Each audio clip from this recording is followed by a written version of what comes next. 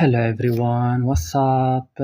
Welcome to this tutorial. In this video I will give you the best solution to fix this problem on your Twitch. So let's do it. So first step guys, you just have to open your settings of your device. Right now click on your apps option, search here for Twitch. Click on Twitch like this.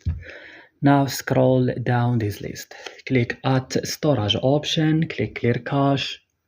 You should back after that, click on force stop and click OK.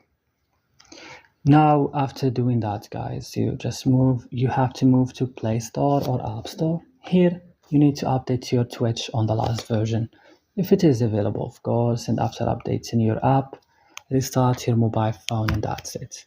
So guys, don't forget to like and subscribe in our channel and see you in next video, in next tutorial.